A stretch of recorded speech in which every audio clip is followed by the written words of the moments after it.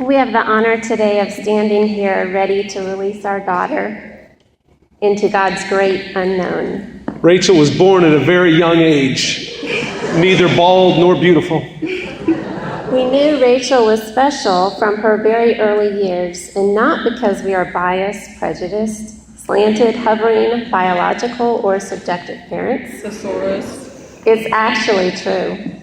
Rachel's always had a huge heart. Her emotional resolve was as strong as iron, and she loved Jesus. If Rachel has an iron resolve, she has a titanium mind. She could calculate her love. In fact, when she was 4, she said, "Mommy, I love you and Daddy 101, and I love Jesus 102. And at 5, after learning the Genesis account, she announced, "Jesus is my real daddy because my daddy's just made out of dirt."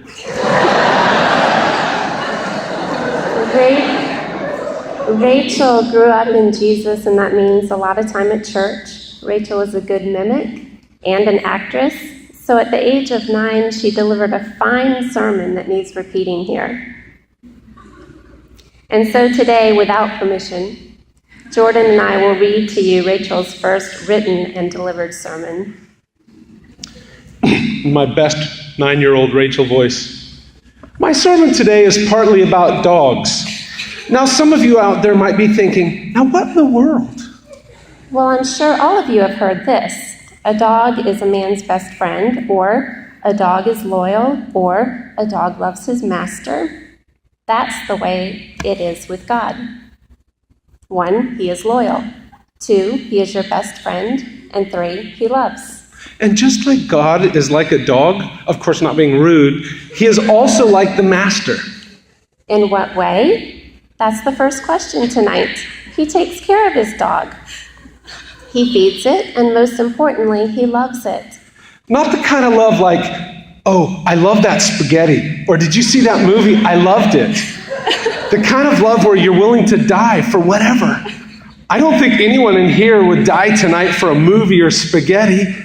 Raise your hand if you would. I thought so. For God so loved the world that he gave his only begotten Son, that whoever believes in him shall have eternal life.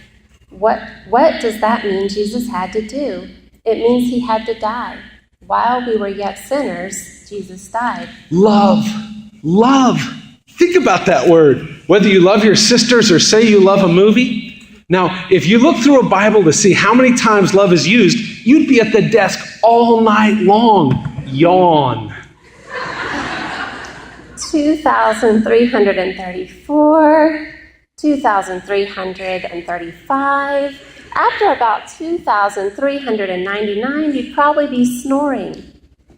But it's used so many times because some people don't get the point. God's not going to rush them and say, "Hurry up and learn what I mean, or you're going to get an F in Christianity." He knows it takes a lifetime to truly understand love. He wants you to feel secure in his love.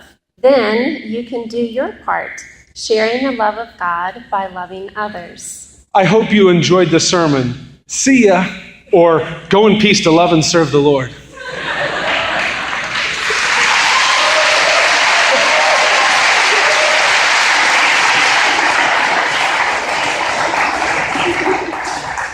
That was the end of Rachel's sermon. It sums up our little girl who has become a young lady and will continue to grow as a woman after God's heart. Rachel, we love your heart. Rachel, we love you and your keen mind. And your sense of humor. Keep your heart surrendered to Christ. Keep your mind stayed on him. Do not lose your sense of humor. And do not lose your sense of direction. Always know the way home. Always know that as you launch out and away, God has given you a deep place in our hearts. And so, in acknowledgement of your outstanding efforts, and because you are my favorite daughter,